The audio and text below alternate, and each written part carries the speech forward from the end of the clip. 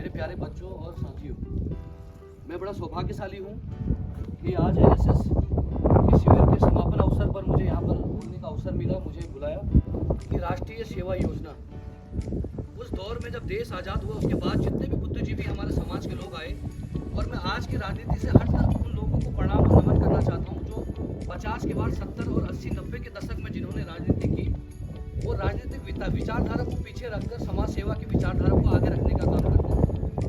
और ऐसे चिंतनशील राजनेताओं की देन रही कि राष्ट्रीय सेवा योजना का उदय हुआ, और विभिन्न समय समय पर हमारे सरकारी संस्थानों के माध्यम से, जैसे राजकीय पॉलिटेक्निक है, कुमाऊं इंजीनियरिंग कॉलेज द्वाराहाट है, राजकीय इंटर कॉलेज द्वाराहाट है, और दूसरे जितने भी शैक्षणिक संस्थान हैं उनमें राष्ट्रीय सेवा योजना के शिविर लगाए जाते हैं। राष्ट्रीय सेवा योजना का शिविर इसलिए लगाया गया है कि आप पॉलिटेक्निक के अपने एजुकेशन तक सीमित ना रहें।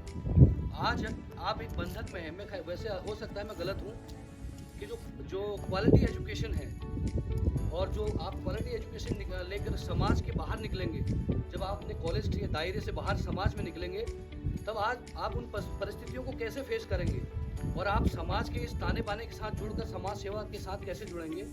इसलिए इन प्रकार के शिविरों का आयोजन होता है। और एनएसएस का जो थीम है वो है राष्ट्रीय सेवा योजना के माध्यम से सेवा करना। 2006 में पहली बार सरकार के द्वारा एनएसएस में सी सर्टिफिकेट का प्रावधान लाया गया, और हम सौभाग्यशाली हैं कि हमने 2006 में एनएसएस का सी सर्टिफिकेट पास किया, पहली बार जब ये स्कीम। मैं आपसे एक चीज़ पूछना चाहूँगा कि आप में से कोई भी बता सकता है कि 7 दिवसीय डे नाइट जो कैंप शुरू हुआ यहाँ पर, आपने उससे क्या सीखा?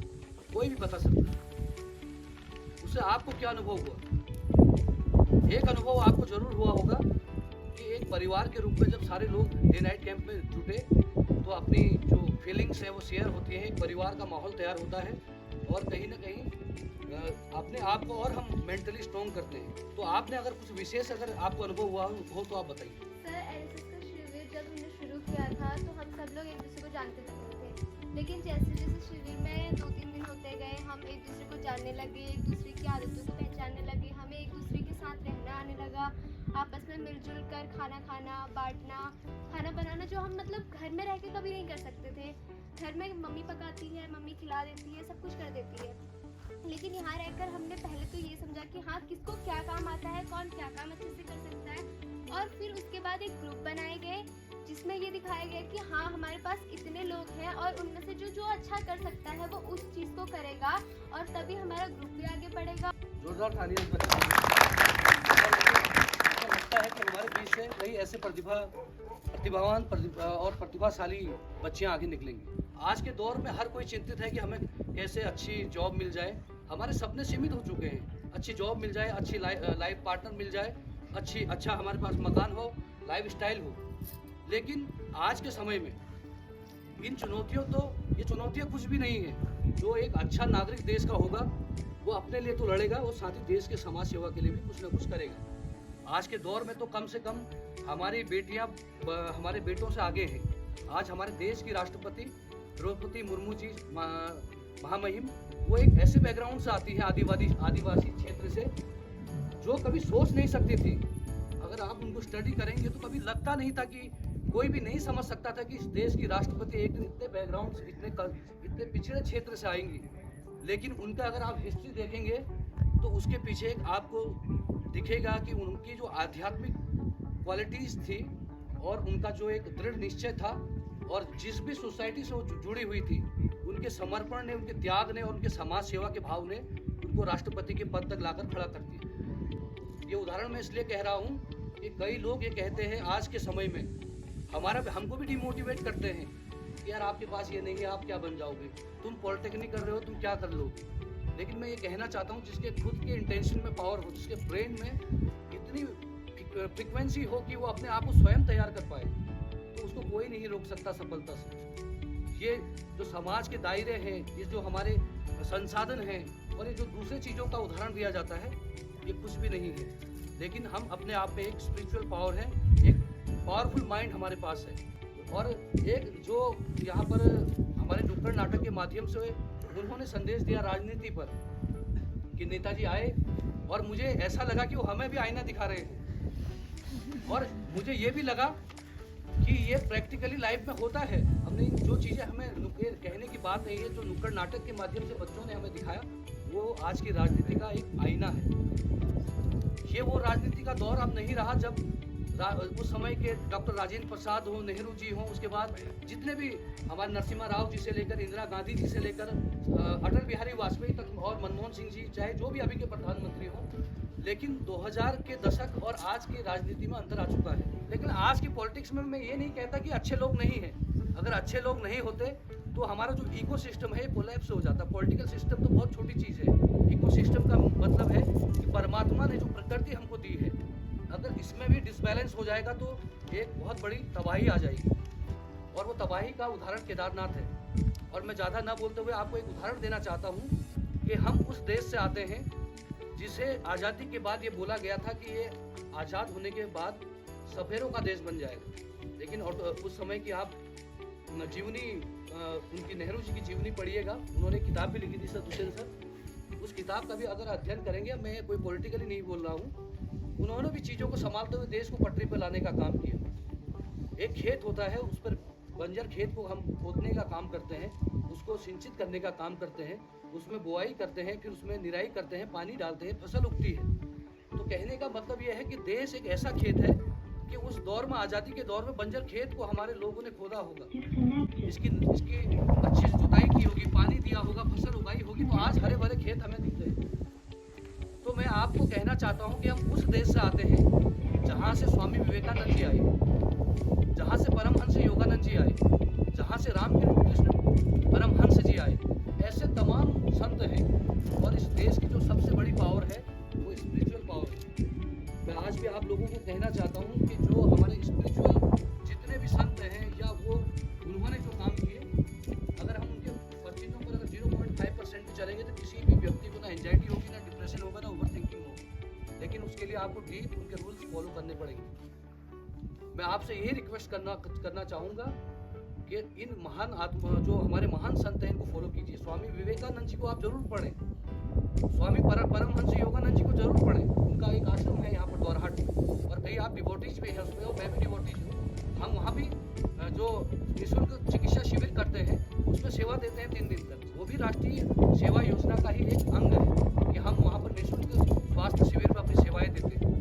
तो स्वामी विवेकानंद को इसलिए पढ़िएगा कि जब स्वामी विवेकानंद यहाँ से विदेश गए थे शिकागो सम्मेलन में, उससे पहले की मैं कहानी बताना चाहूँगा कि अल्मोड़ा के कसार देवी में कभी जाइएगा, कि जहाँ उनको माँ काली के स्पिरिचुअल जो वाइब्रेशन होते हैं उसका अनुभव हुआ। और उसके बाद उन्होंने अपनी किताब में भी लिखा है कि अल्मोड़ा के बारे में, और उनका अल्मोड़ा में एक आश्रम भी है। उसके बाद वो काकड़ी घाट गए, और वहाँ भी आज स्वामी विवेकानंद जी का वो स्थल देखिएगा कि नदी के किनारे वो विशाल वृक्ष हैं, और उन विशाल वृक्ष के नीचे स्वामी विवेकानंद जी को परम ज्ञान का अनुभव हुआ। ये उन लोगों के लिए कह रहा हूँ जो रिलीजन पे, स्पिरिचुअलिटी पे बिलीव करते हैं, मैं उनके लिए कह रहा हूँ। कई ऐसे नास्तिक लोग भी हैं जो बिलीव नहीं करते, मैं उस पर विरोधाभास में नहीं जाऊँगा। ऐसा व्यक्ति इस भूमि से निकलकर शिकागो सम्मेलन में जाता है, और सम्मेलन से पहले उनके साथ क्या होता है कि लोग उनकी वेशभूषा को देखकर, अंग्रेज कहते हैं who is this black man,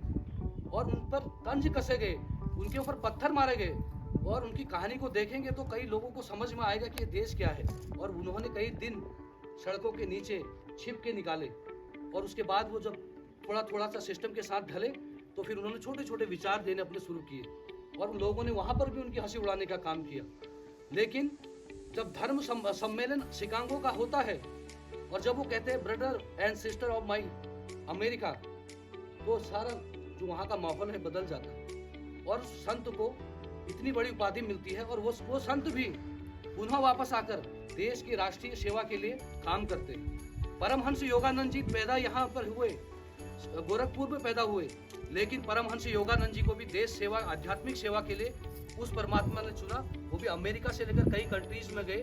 उन्होंने स्पिरिचुअल जो हमारी जो कल्चर है, स्पिरिचुअल पावर है, और जो हमारी आध्यात्मिक सभ्यता है, हमारे वेद हैं, पुराण हैं, शास्त्र हैं, उन सब को लेकर ऐसे कंट्रीज में उसका प्रचार प्रसार कर दिया जो अंग्रेज, जिनकी 200 साल की गुलामी के अंदर हम जिए, वो आज भारत को नतमस्तक करते हैं। तो ये सब कुछ तब संभव हो पाया जब हम सेवा भावना से जुड़े। संत तब बना जब वो राष्ट्र सेवा के लिए लगा, और कोई भी व्यक्ति तब महान बनता है जब वो राष्ट्र सेवा के लिए निस्वार्थ काम करता है। तो मैं आप सबसे भी यही निवेदन करना चाहूँगा कि अपने कल्चर में, अपने लाइफ में अपने गोल को अचीव जरूर करें। जो आपका ड्रीम है उसको अचीव करें, कंसंट्रेशन के साथ अचीव करें। डॉक्टर साहब ने अपने जो भी उनका इंटेलेक्चुअल पावर है और जो फील्ड है आपको बताया, और वाकई वो चीज़ें होती है। कंसंट्रेशन डेवलप करने के लिए this is not a cup of T, ये इंग्लिश में कहावत है, this is not a cup of T. ये केवल एक चाय बनाने का खेल नहीं है, इसमें समय लगता है। और आपने जब हॉकिंस का नाम लिया सर, और जितने भी हमारे पहुंचे हुए लोग हैं, जुकरबर्ग से लेकर दूसरे उस समय के लोग हैं, जितने भी हमारे साइंटिस्ट हैं, वैज्ञानिक हैं, इनकी लाइफ में देखिए कि माइंड का जो, अगर हम वो जो जितने भी सफल लोग हुए वो अपने ब्रेन का 3% ही केवल काम कर पाए, और हम तो शायद 0 पॉइंट में भी नहीं है। उस कंसंट्रेशन को डेवलप करने के लिए आपको फिजिकली स्ट्रॉन्ग रहना पड़ेगा। एक कहावत है, स्वस्थ शरीर में स्वस्थ मस्तिष्क का वास होता है। और हम ये सारी चीज़ें हम हमारे उससे कोलैबोरेट करती है, जुड़ती हैं। अगर हमारा मॉर्निंग रूटीन सही है, हमारी फिजिकल एक्टिविटीज़ है, अगर हम अपने को फिजिकली फिट रखते हैं, तो आपका ब्रेन की जो साइकोलॉजिकल पावर है वो ऑटोमेटिकली बढ़ेगी।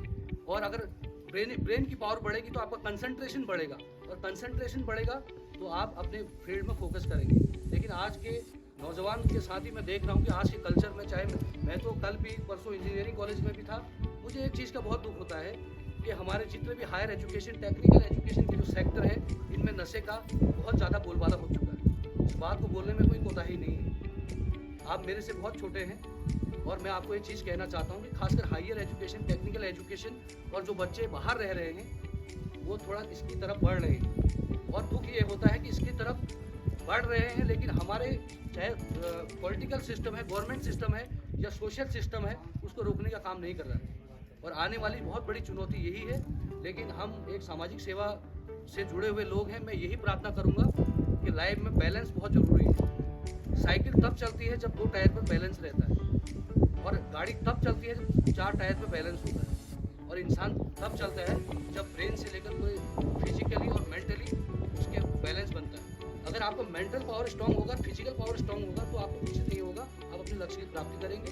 बाकी हम आज़ाद भारत में पैदा हुए हैं, हमारी पहली जिम्मेदारी हमारा परिवार है, हम हैं, और उसके बाद हमारी एक महत्वपूर्ण जिम्मेदारी है कि हम अगर इस धरती पर जन्म लिए हैं, दोबारा जन्म मिले ना मिले, किसी के काम आए, किसी गरीब का भला करें, किसी की अच्छाई में काम आ जाए।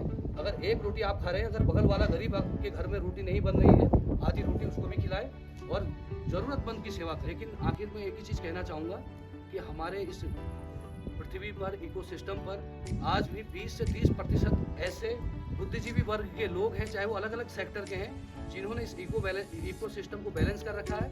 अभी भी पूरी प्रकृति, पूरा नेचर आगे बढ़ रहा है, उसकी गोद में हम भी आगे बढ़ रहे हैं। लेकिन इस इकोसिस्टम के बैलेंस को और अपने समाज के बैलेंस को बनाने के लिए आप जैसे लोगों की, देश को बहुत ज़रूरत है। मुझे आप सब ने यहाँ पर